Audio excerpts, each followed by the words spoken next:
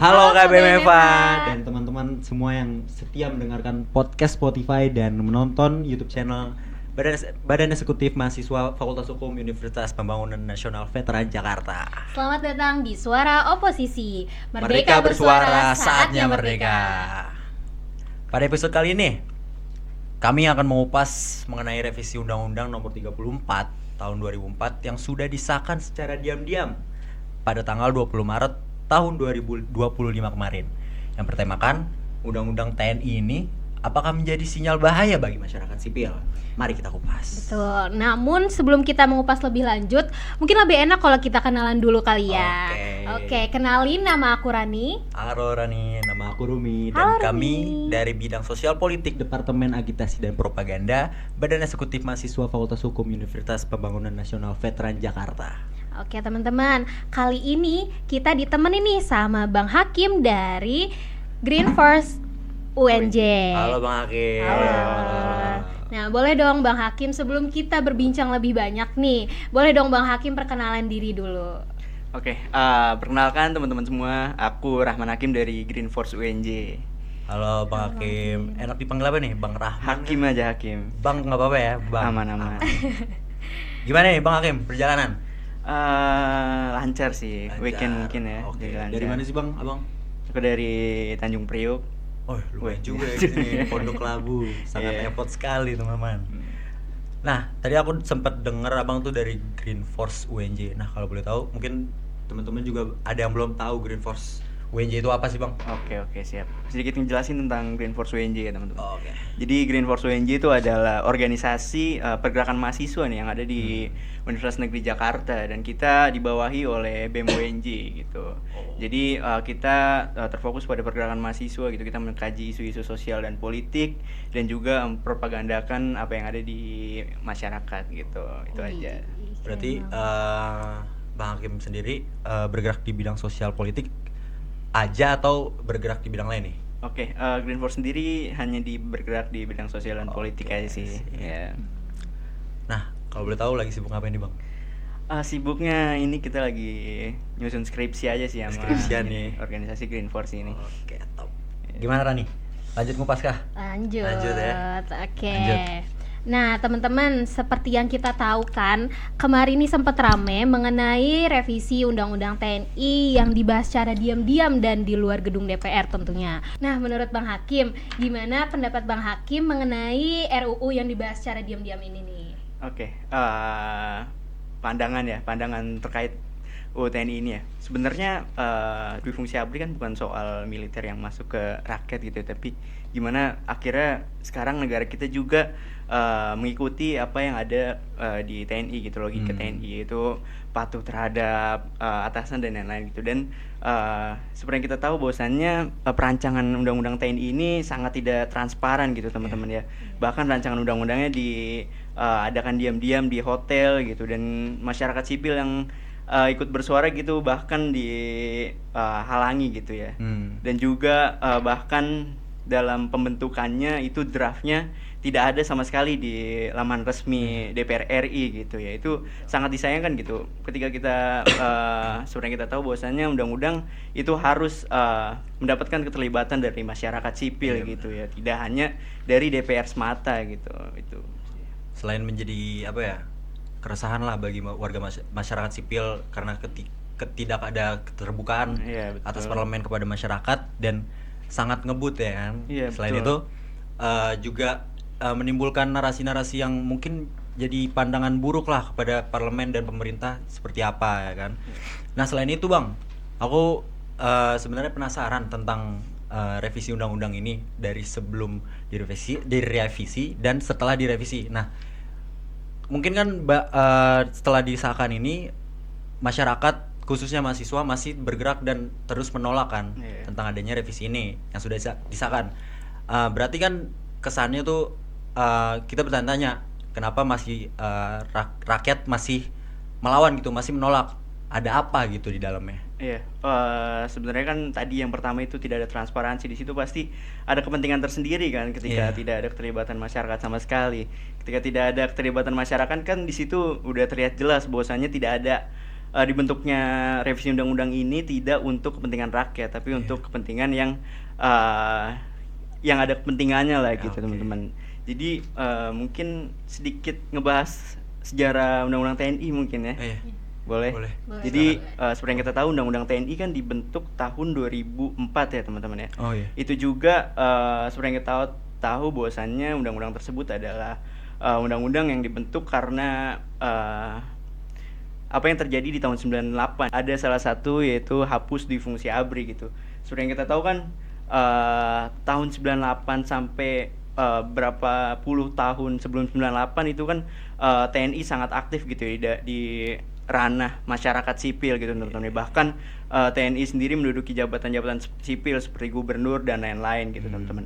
Dan di situ juga udah banyak permasalahan yang ada ketika TNI terjun langsung di ranah sipil gitu teman-teman ya. Mulai dari pelanggaran HAM dan otoriter sekali gitu ketika TNI itu ya. Jadi ketika 98 akhirnya pecah gitu dan dui fungsi dihilangkan, yang tadinya ABRI itu kan dipecah jadi TNI dan Polri Iya, teman-teman ya. iya. Jadi di situ undang-undang ini tuh terbentuk agar ada peran yang jelas gitu terhadap TNI ini agar tidak dui fungsi kembali gitu teman-teman. Oke. Dan setelah 20 tahun ini baru terjadi revisi gitu. Nah, dari sejarahnya sendiri kan adanya dua fungsi ABRI kan, yang setelah itu dipecah menjadi TNI kan ya Bang. Nah, yang aku tahu nih, koreksi ya kalau salah Bang ya. Iya. Setelah Orba, pasca Orba, survei tentang TNI ini tuh paling atas kan, bahkan Iya, mengalahkan betul. DPR setauku ya. Iya. Mengalahkan DPR paling bawah mungkin ya surveinya betul. kan. Tapi tuh sekarang tentang ada revisi ini rakyat tentunya khawatir kan Bang, karena adanya takutnya tuh dui fungsi ini aktif kembali ya kan. Nah, emang ada gak sih Bang di revisi yang sudah disahkan ini mengatur tentang adanya potensi dui fungsi itu aktif kembali Bang? Oke, yang pertama Iya. emang tidak terlihat jelas gitu ya terkait dui fungsi ini, tapi seperti yang kita tahu gitu ada beberapa pasal yang diubah gitu teman-teman ya. Iya. Jadi seperti yang kita tahu di Undang-Undang tahun 2024 sebelum direvisi itu kan mengatur tidak bolehnya ABRI ada di jabatan sipil gitu teman-teman ya. Iya. Bahkan sebelum revisi ini banyak sekali perwira-perwira TNI yang udah masuk ke ranah sipil gitu ya teman-teman, misalnya di Bulog dan lain-lain gitu.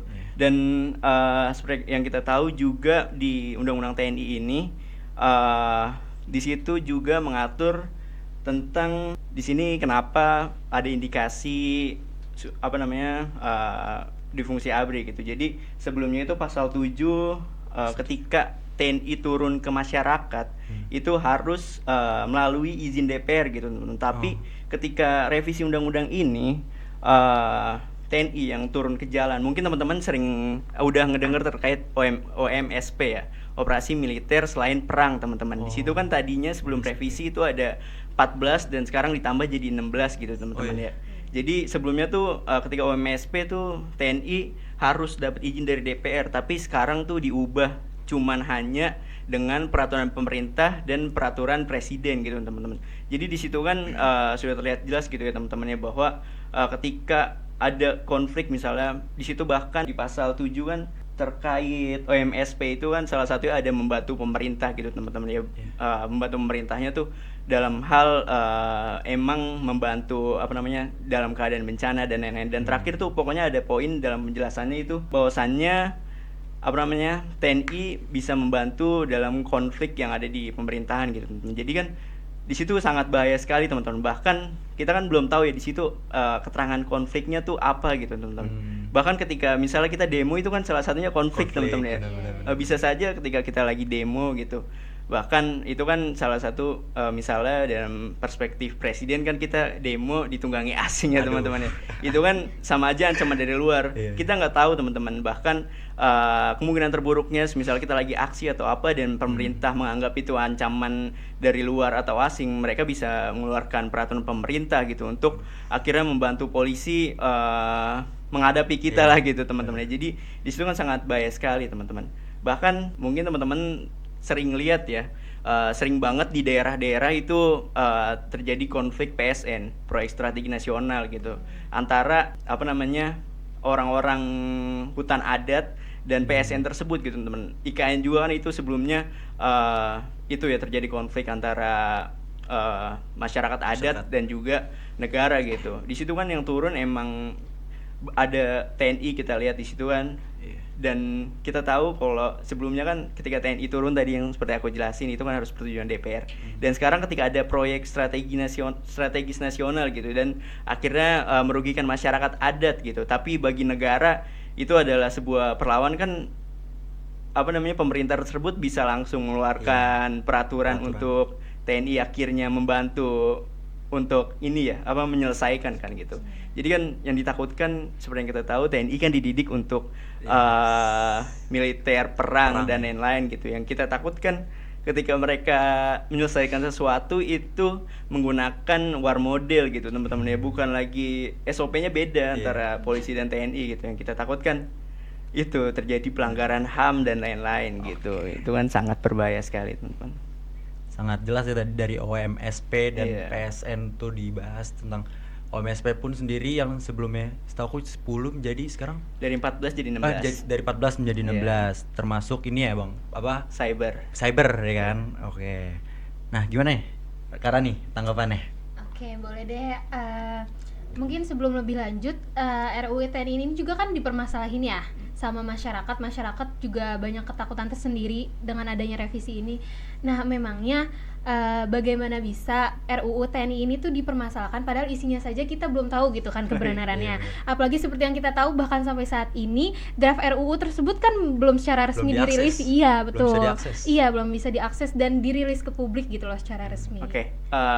FYI ya. Jadi emang kayaknya semalam atau sore aku ngecek DPR itu belum ada, dan tadi pagi aku baru ngecek udah ada, udah di share. Dan itu alhamdulillah baru di share sekarang, udah ditandatangani presiden. Jadi itu kenapa kita muncul penolakan tadi seperti yang aku jelasin di awal gitu. Ketika masyarakat tidak dilibatkan itu artinya kan tidak untuk kepentingan masyarakat gitu ya, tapi untuk kepentingan golongan tertentu mungkin. Iya, jadi kan di situ kita tahu bahwasannya pemerintah memaksa kita untuk langsung setuju nih terhadap undang-undang TNI ini. Emang kita boleh aksi dan lain-lain, tapi kan secara ininya ya, pembuatannya dan lain-lain kita dipaksa untuk setuju gak sih?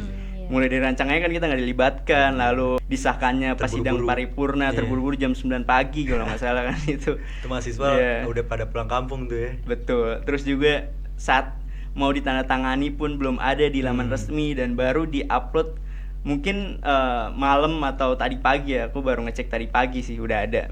Ya. Jadi kan itu sangat aneh sekali gitu ketika undang-undang yang seharusnya bahkan draftnya udah di-share saat masih rancangan itu nggak di-share ketika semua udah selesai gitu, dan kita dipaksa untuk menaati undang-undang tersebut gitu kan, aneh juga. Gitu udah ada ya Bang berarti ya undang-undang itu? Udah ada. Nah, mungkin aku juga belum tahu kan, baru tahu dari Abang nih. Udah di-upload jadi bisa diakses. Baru tadi pagi tapi kayaknya. Mungkin aku mau nanya sih keresahan Abang pribadi nih, dan mungkin bisa mewakili masyarakat gitu tentang, mungkin udah tahu kali isi UU ini kayak gimana, apa sih yang menjadi kekhawatiran masyarakat, apa yang menjadi keresahan masyarakat gitu Bang. Oke. Yang jadi keresahan masyarakat kan tadi ya masuknya militer difungsi kembali gitu. Dan tadi aku mau ngejelasin dikit, ada perubahan tuh di pasal 8 gitu ya. Yang sebelumnya itu tugas TNI itu hanya di perbatasan darat, tapi diubah menjadi wilayah darat termasuk perbatasan. Jadi kan wilayah darat kan udah menyangkut dalam wilayah negara gitu, bukan perbatasan lagi. Itu kan sangat-sangat bahaya sekali gitu. Apalagi kan kita tahu TNI sendiri udah punya struktural gitu, di kecamatan ada Kodim kalau nggak salah pokoknya, dan sampai kelurahan lah gitu ada baraknya masing-masing gitu. Itu kan udah sangat bahaya sekali, apalagi aku berasal dari Tanjung Priuk gitu. Jadi itu ada trust issue sendiri terhadap tentara. Mungkin teman-teman tahu tragedi Tanjung Priuk gitu kan, banyak sekali yang terbunuh di situ, dibunuh oleh tentara gitu ya. Dan sekarang kita menghadapi kembali gitu tentara yang akhirnya bisa terjun kembali lagi ke masyarakat melalui revisi undang-undang TNI ini gitu. Jadi itu yang kita rasakan sih gitu teman-teman. Dan itu yang pertama. Yang kedua juga yang tadi ketika ada konflik pemerintah bisa langsung mengeluarkan peraturan untuk menurunkan TNI gitu kepada konflik tersebut dan lain-lain gitu teman-teman. Dan ini yang kita takutkan adalah ketika UU TNI ini ditakutkan menjadi awal gitu teman-teman. Misalnya dalam UU TNI ini kan nggak ada sama sekali transparansi gitu ya. Yang kita takutkan kan undang-undang lain yang dirancang itu sama seperti undang-undang TNI gitu tanpa transparansi kembali ketika kita tidak melawan UU TNI ini gitu teman-teman. Itu sih. Oke, tadi kan mungkin beberapa keresahan abang ya tentang undang-undang ini kan, dui fungsi ABRI, terus tadi juga di-mention tentang apa ya, masa kelam Tanjung Priok, trust issue abang ya. Nah, mungkin teman-teman boleh izin di-spill gak bang? Mungkin teman-teman ada yang belum tahu tentang masa-masa zaman Tanjung Priok itu seperti apa, pelanggar-pelanggaran apa sih, banyak yang terjadi kan setahu. Cuman untuk teknis lapangannya, terus siapa perannya gitu-gitu, ada teman-teman yang belum tahu gitu. Oke. Sebenarnya tragedi Tanjung Priok itu aku nggak terlalu detail gitu ya. Jadi mungkin sedikit konteksnya aja. Jadi di situ ada sebuah masjid dan di situ ada, dulu kan di zaman Orba itu sangat Pancasila gitu ya. Ketika ada yang bertentangan sama Pancasila itu bakal disikat habis gitu teman-teman ya. Kayak seperti PKI dan ajaran-ajaran yang lain gitu. Dan di pengajian tersebut itu diindikasi sebagai apa ya, salah satu upaya memberikan ideologi lain lah gitu ya, ideologi Islam gitu. Jadi ada TNI yang masuk di situ tanpa melepaskan alas kakinya dan jamaah tidak senang gitu ya ketika rumah ibadahnya dikotorin gitu dan membalas dengan pokoknya TNI di situ bahkan sampai menyiram air kot ya ke masjidnya. Jadi di situ mobilnya dibakar, motornya dibakar, motor TNI tersebut. Lalu ada beberapa tokoh agama yang menjadi tokoh di daerah tersebut itu ditangkap di Polres Tanjung Priok gitu. Dan jamaah-jamaah tersebut itu akhirnya membentuk sebuah solidaritas ya untuk akhirnya membela ulama tersebut untuk dilepaskan gitu. Tapi ketika para jamaah sampai ke Polres, mereka langsung dibledel gitu. Pantas ya, berarti masyarakat tuh khawatir karena takutnya tuh hal yang kayak gini terjadi di masa sekarang ataupun masa depan nanti gitu. Nah, gimana nih? Aku mau ini sih paling tadi kan disebut kalau terkait revisi ini kan adanya potensi mengembalikan dui fungsi ya, seperti pada masa zaman Orde Baru ya. Nah, aku mau minta tanggapan dari Bang Hakim ya kalau boleh, terkait statement dari Bapak Prabowo tentang revisi undang-undang ini. Adanya revisi ini itu tidak ingin mengembalikan dui fungsi, tapi hanya ingin memperpanjang masa jabatan beberapa perwira tinggi saja. Oke. Dari statement tersebut aja udah jelas kan, itu bukan kepentingan rakyat tapi kepentingan golongan mereka lah gitu. Itu emang kalau teman-teman perhatiin gitu perbedaan sebelum direvisi dan sesudah direvisi itu emang pasal-pasal yang berubah itu emang untuk rata-rata untuk kepentingan mereka gitu, masuk ke jabatan sipil, penambahan nambahan kekuasaan gitu. Yang tadinya kan hanya 10 kementerian dan lembaga menjadi 14 kementerian dan lembaga gitu ya. Terus juga tadi yaitu penambahan masa pensiun yang ada di TNI gitu. Jadi kan itu seperti yang aku sebutkan tadi, undang-undang ini tuh direvisi bukan untuk kepentingan masyarakat gitu. Seharusnya kan yang direvisi yaitu membuat kebijakan-kebijakan soal pertahanan negara gitu teman-teman ya, terkait perang dunia dan lain-lain. Ini yang direvisi hanya untuk kepentingan mereka, masa pensiun dan juga jabatan-jabatan mereka gitu yang diubahkan. Itu kan sangat bertentangan. Undang-undang kan dibuat untuk kepentingan rakyat gitu kan. Iya, itu aja sih. Dicurigai. Jadi juga emang itu kan di situ ada penambahan masa pensiun gitu ya. Seperti yang kita tahu juga beberapa waktu lalu itu ada polemik bahwasannya banyak banget perwira non job gitu teman-teman. Dari situ aja sebelum ditambah masa pensiunnya itu udah banyak perwira non job, apalagi tambahin gitu teman-teman ya. Dan aku baca juga itu di pasal 53 itu ya tentang usia pensiun. Itu tuh perwira bintang 4 kalau nggak salah itu bisa diaktifkan kembali gitu teman-teman. Itu untuk jadi pokoknya bisa diaktifkan kembali melalui pemerintah gitu teman-teman. Itu kan sangat-sangat bertentangan dengan apa yang terjadi. Itu banyak perwira non job itu kan. Berarti permasalahan di internal TNI pun sendiri ada bang ya Iya, tentang RUU ini karena ada penambahan masa pensiun. Jadi Iya. istilahnya kasarnya orang-orang yang di bawahnya tuh anggota-anggotanya nggak bisa naik pangkat.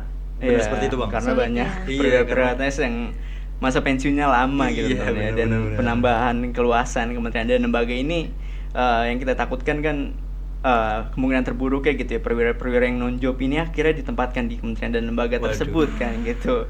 Itu sih yang harus kita hati-hati Nah, gitu. Terus juga nurut lagi nanti sama atasan. Iya betul. Aduh, hati-hati deh. Kan bahaya banget ya. Mungkin sedikit geser kali bang ke ranah akademik, ya kan?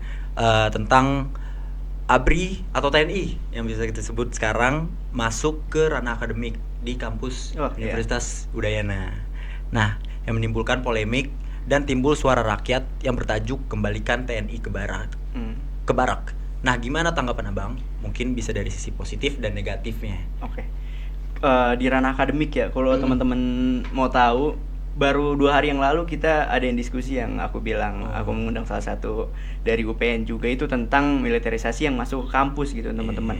Dan kita udah memberikan seruan juga, mahasiswa Jakarta menolak militerisasi di kampus gitu. Dan seperti yang kita tahu, militerisasi di kampus tuh bukan, Udayana kan seperti yang kita tahu mereka bikin MOU gitu, walaupun dalam MOU tersebut non militeristik, tapi pelatihan-pelatihan seperti pelatihan Pancasilaan dan lain-lain gitu teman-teman. Tapi yang perlu kita sadari tadi teman-teman, bahwasannya militerisasi di kampus itu bukan tentang tentara yang masuk ke dalam kampus doang, tapi kampus juga yang mengambil logika dari yang ditakutkan kan, kampus juga mengambil logika dari TNI itu ya, yaitu bawahan harus patuh gitu. Dan yang terjadi di UNJ juga gitu teman-teman. Pihak rektor itu membuat SK rektor tanpa melibatkan MWA, yang kita tahu MWA itu udah tertulis jelas bahwasannya MWA harus dilibatkan ketika membuat peraturan yang ada di kampus gitu. Itu tidak dilibatkan sama sekali. Itu kan otoriter sekali ya teman-teman, sangat-sangat militeristik gitu. Dan apalagi di UPN sangat itu ya terhadap militer, karena emang sebelumnya di bawah Kemenhan ya.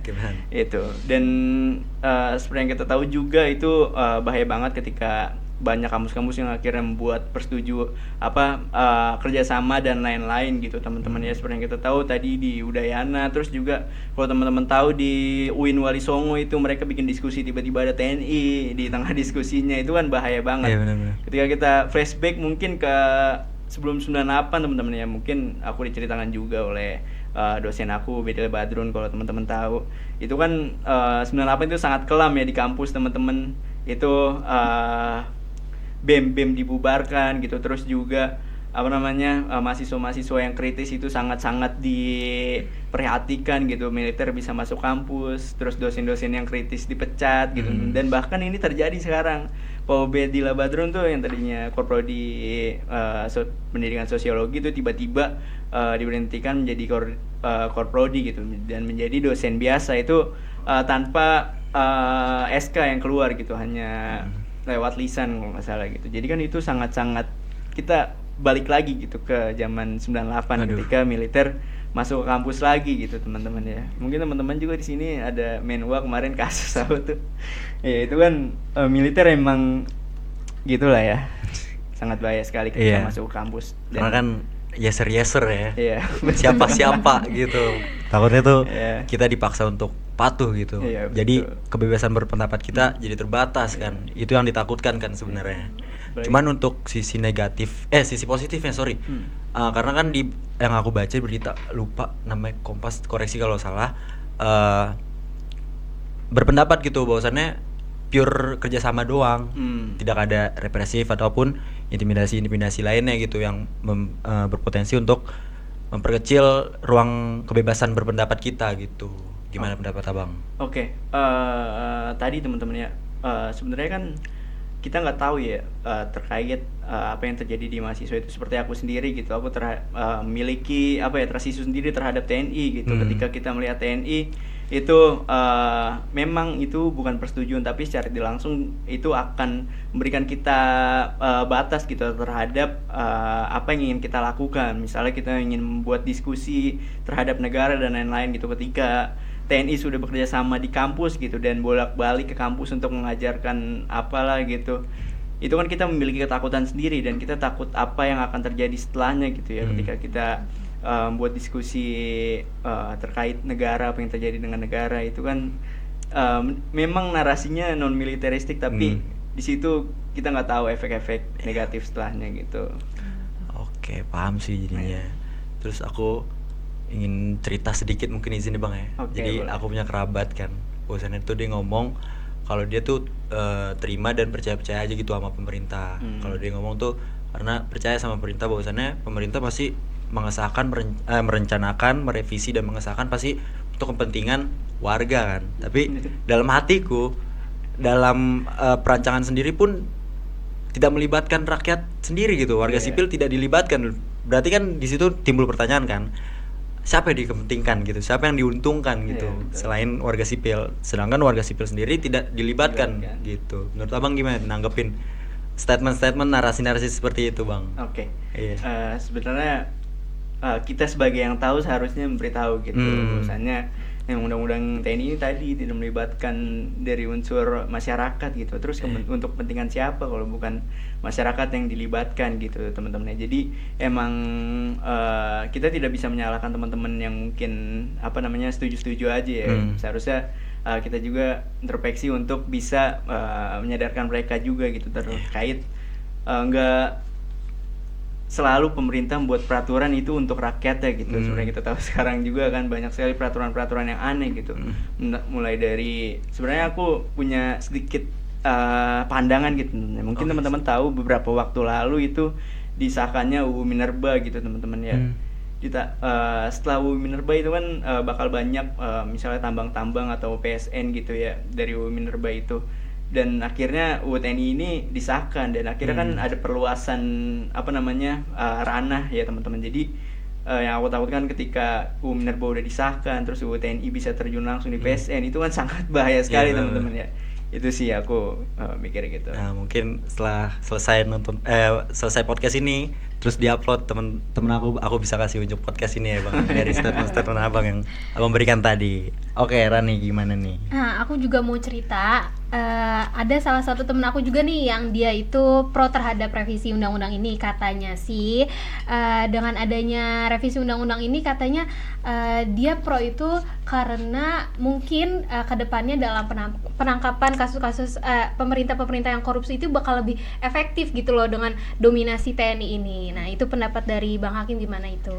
Oke, sebenarnya terkait korupsi kan kita udah punya KPK ya, gitu, udah punya KPK, terus juga kita punya Kejaksaan Agung, bahkan kita lihat KPK sekarang udah independennya udah berkurang gitu teman-teman ya, bahkan yang sering menangkap terkait kasus korupsi itu bukan KPK lagi tapi Kejaksaan Agung gitu teman-teman ya. Terus buat apa TNI gitu kan?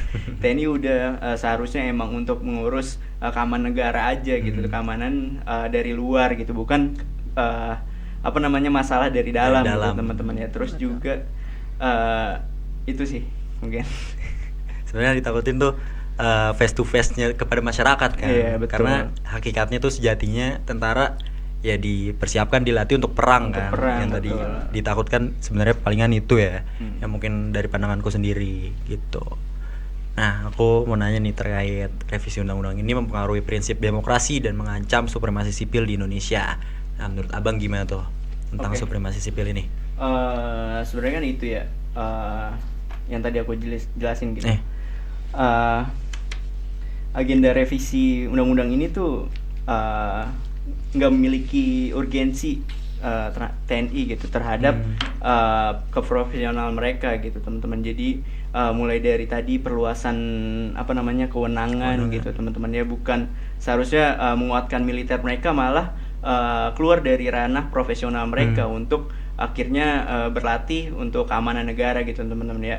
Jadi seperti kita tahu juga undang-undang TNI kan dibuat emang untuk memisahkan ranah sipil dan ranah TNI teman-teman ya. Jadi ketika TNI ini revisi undang-undang TNI ini akhirnya disahkan, itu kan sama saja memperkikis supremasi sipil yang ada gitu teman-teman ya, mulai dari perluasan yang tadi gitu. Menurut aku gitu sih. Jadi emang undang-undang TNI kan emang awalnya dibentuk untuk memisahkan ranah sipil dan ranah TNI gitu, bukan untuk akhirnya memperluas ranah TNI memasuki jabatan sipil gitu teman-teman. Oke. Itu sih. Terkait supremasi sipil nih bang, apa pengertiannya sih bang? Dan apa yang menjadi kekhawatiran masyarakat terkait supremasi sipil ini yang muncul akibat revisi UU ini? Selain tadi yang memisahkan antara sipil dan TNI ini gitu. Oke, tadi ya teman-teman, jadi supremasi sipil ini adalah independensi Iya. dari sipil itu sendiri. Jadi sipil emang tidak bisa dimasuki ranah TNI. Tadi kan kita udah memperjelas ya bahwasannya TNI emang dididik buat perang gitu teman-teman ya, bukan untuk jabatan sipil gitu teman-teman. Bahkan BNN sekalipun teman-teman. Jadi yang aku takutkan ketika TNI masuk itu tadi yang aku jelaskan bahwasannya TNI yang kita takutkan adalah ketika mereka menangani suatu kasus itu menggunakan war model War teman-teman. model. Oh, itu Benar, bahaya banget. ngeri. Jadi emang tadi emang udah seharusnya dipisah gitu antara TNI dan sipil gitu. Jadi sipil harus punya independensi sendiri gitu teman-teman. Itu sih. Aku mau tahu nih gimana pendapat abang tentang keseharusannya presiden kita sebagai pembijakan yang kuasa tak terbatas lah seharusnya kan presiden kita ini. Seharusnya itu presiden kita seperti apa sih? Maksudnya pertegaskah tentang penolakan ini ataupun harus seperti apa gitu presiden kita ini? Oke. Seharusnya presiden kita. Aku pernah baca bahwasannya waktu zaman SBY dulu DPR pernah mengeluarkan suatu undang-undang dan akhirnya dibatalkan melalui Perpres gitu teman-teman.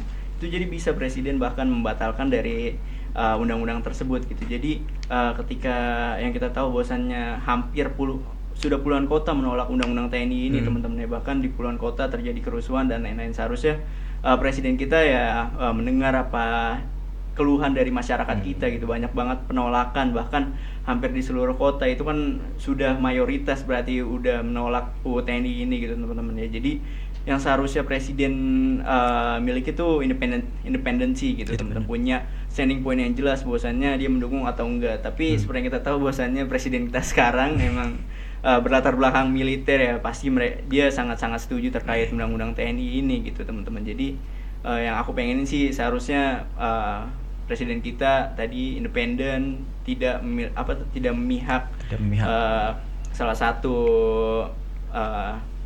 satu bagian lah gitu teman-teman ya. Jadi itu sih seharusnya presiden yang memiliki kekuasaan tertinggi mendengarkan rakyatnya lah ketika DPR tidak mendengarkan rakyatnya juga gitu. Ada independensi dan tidak memihak ya bang. Iya betul.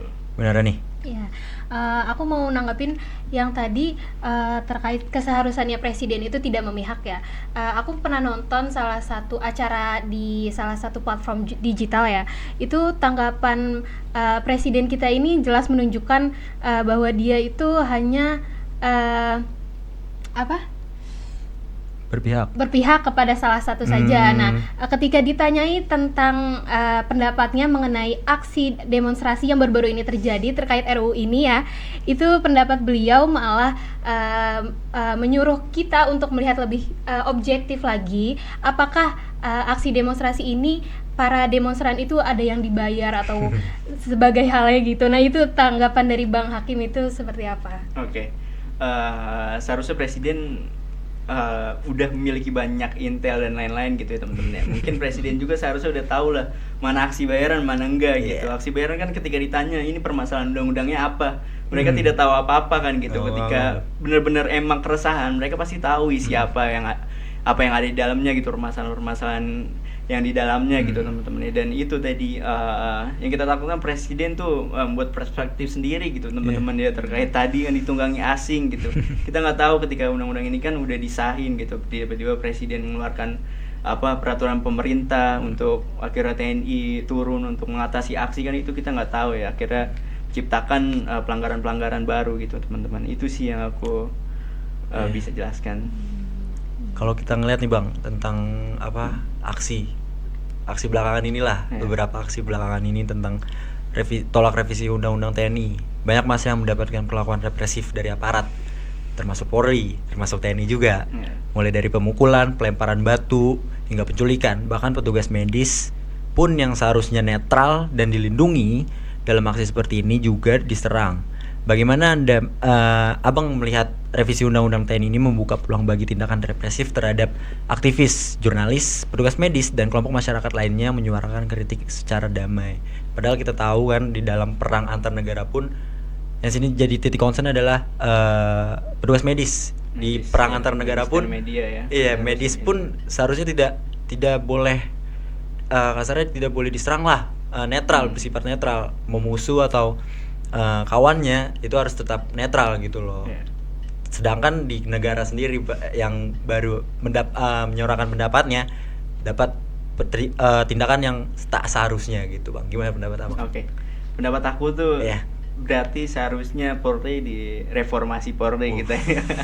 Dan Reformasi. seharusnya biasanya tuh yang maju-maju polisi-polisi baru, berarti Iya. pelatihan mereka itu tidak benar-benar masuk gitu teman-temannya. Jadi seharusnya kan polisi memiliki SOP dan pengetahuan gitu teman-teman, bahwasannya medis dan media itu tidak boleh disentuh sama sekali ketika ada konflik ataupun apapun gitu teman. Berarti kan sama saja itu ilmu dasar padahal teman-teman ya. Di situ ilmu dasar aja polisi tidak tahu gitu, apalagi SOP yang lain gitu teman-teman ya. Seharusnya kan emang pihak demonstrasi juga tidak layak gitu mendapatkan representativitas gitu, bukan hanya media dan medis aja gitu teman. Berarti yang disalahkan itu adalah pendidikan dari Polri itu sendiri teman-teman. Berarti anak didiknya polisi tersebut tidak tahu mengenai SOP bahkan peraturan dunia sekalipun gitu, yaitu tidak adanya pelindungan media dan medis gitu. Gitu sih. Nah, kalau untuk TNI sendiri kan ini sudah disahkan ya Bang ya. Iya. Nah, apa yang ditakutkan tuh Bang? Semisal sedangkan Polri pun udah sangat represif gitu sama masyarakat termasuk petugas medis. Nah, gimana untuk TNI sendiri ke depannya tuh bakalan kayak gimana Bang?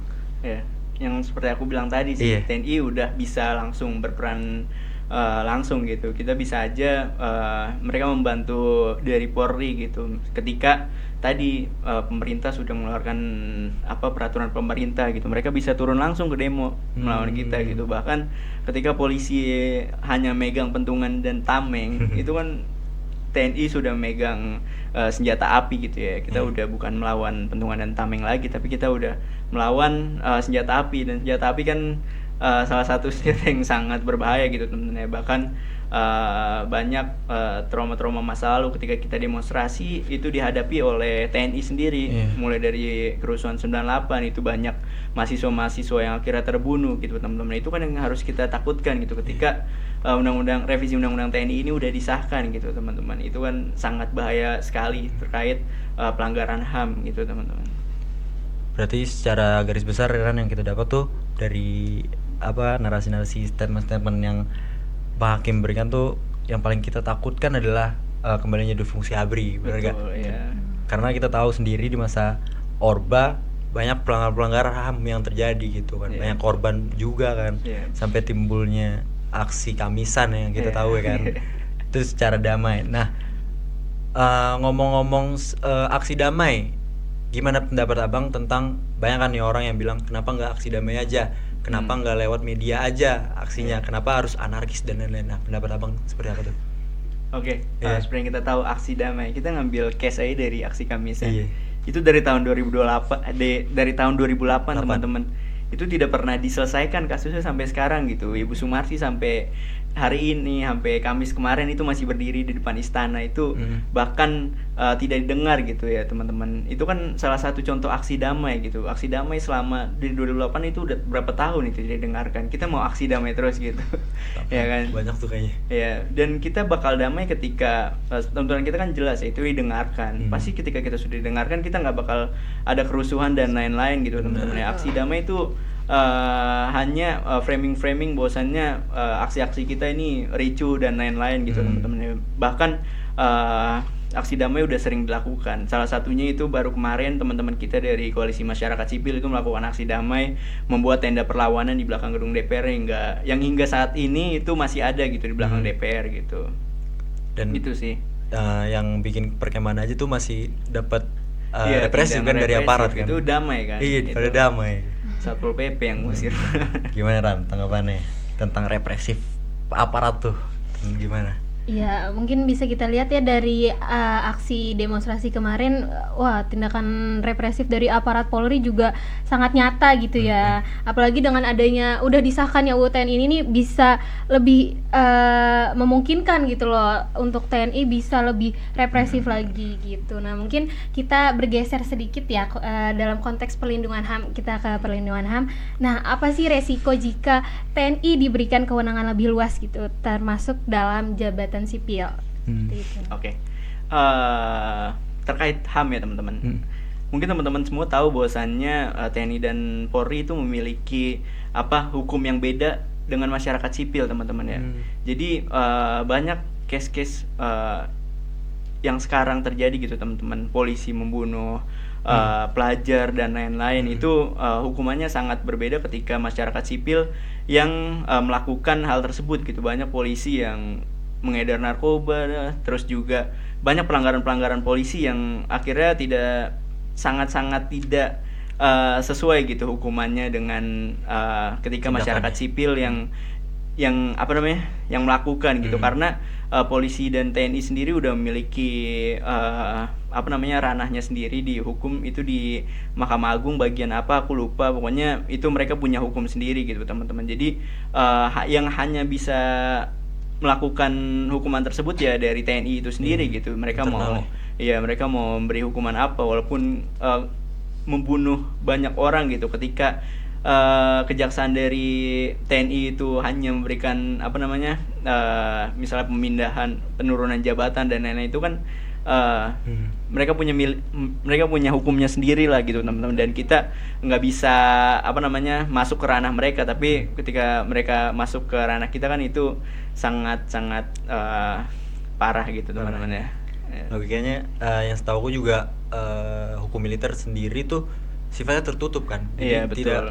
nggak bisa disaksikan dan diakses dari umum publik, gitu, iya. publik gitu. Jadi gimana nih? Apa ada tanggapan lain kah? Iya, tadi jelas sih kenapa kayak dalam keresahannya masyarakat itu, masyarakat juga resah tentang impunitas militer gitu. Pelanggaran HAM oleh TNI makin sulit diadili ya, jelas ya Betul. berarti ya. Iya. Nah, gimana nih Bang, harapannya untuk masyarakat kita untuk menindaklanjuti dan mengawal penolakan RUU ini Bang? Oke. Gimana? Jadi aku mau kasih tahu sedikit ya. Oke, silakan Bang.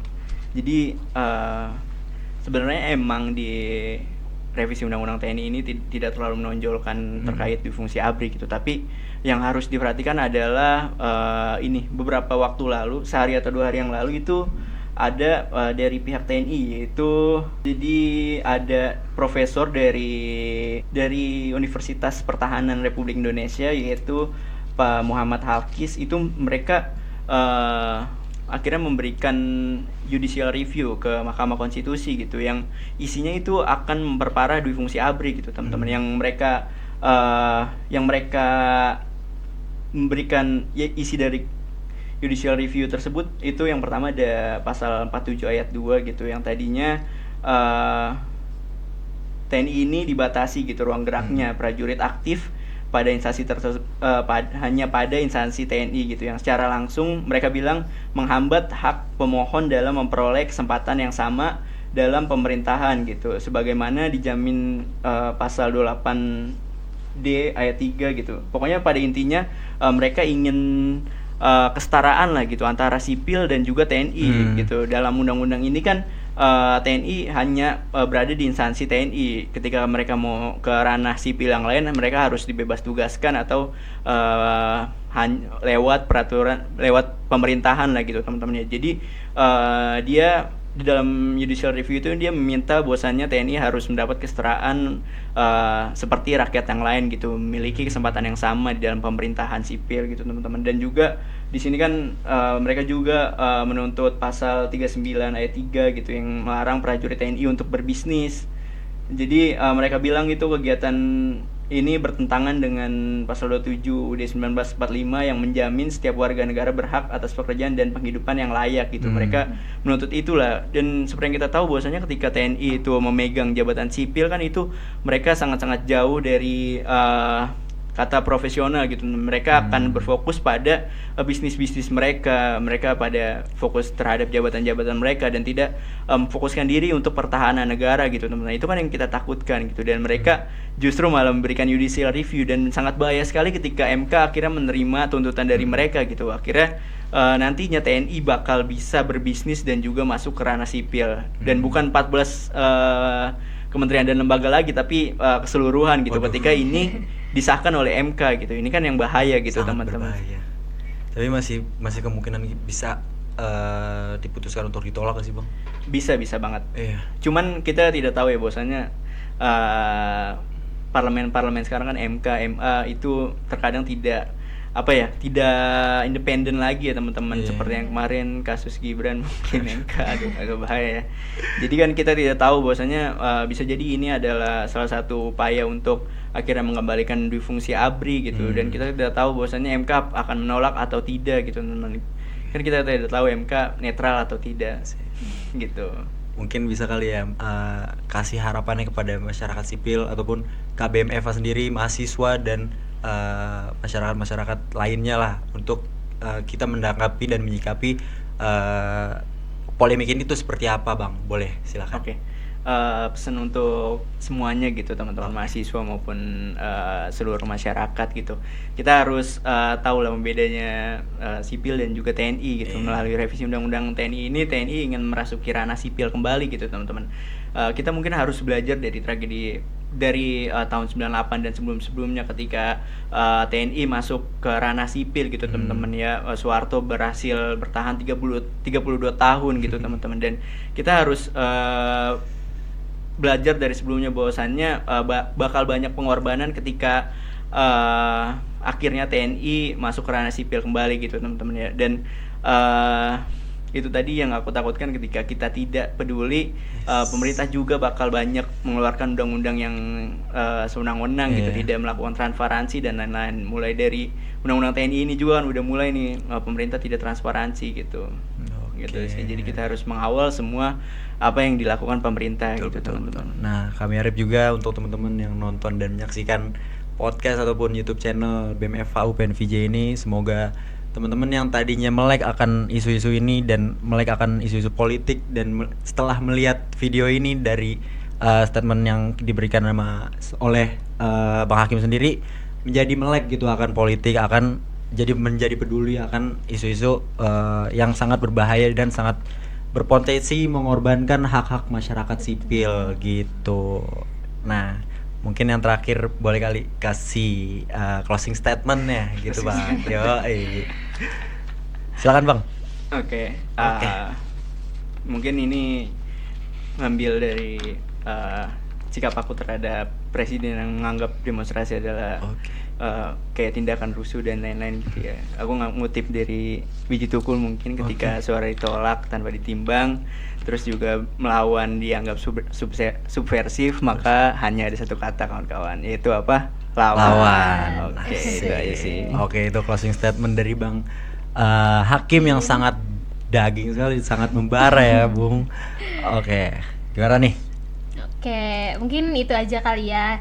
Itu podcast suara oposisi kita pada hari ini. Terima kasih untuk Bang Hakim yang sudah membantu menambah wawasan kita terkait RUU TNI yang menjadi polemik besar dan tentu memporak-porandakan hati masyarakat. Asik. Dan juga terima kasih untuk teman-teman yang sudah menyaksikan podcast kita pada kali ini, dan semoga yang tadi aku harapkan pada penonton yang menyaksikan podcast ini, semoga tersemogakan lah intinya ya kan. Betul. Dan aku Rumi. Dan aku Rani, kami dari Departemen Agitasi Propaganda, Bidang Sosial Politik, Badan Eksekutif Mahasiswa Fakultas Hukum UPN Veteran Jakarta, pamit undur diri. Hanya ada dua pilihan teman-teman, menjadi apatis atau mengikuti arus. Tapi kami milih untuk merdeka. Merdeka bersuara saatnya merdeka. Oke. Terima kasih Bang Hakim. Thank you.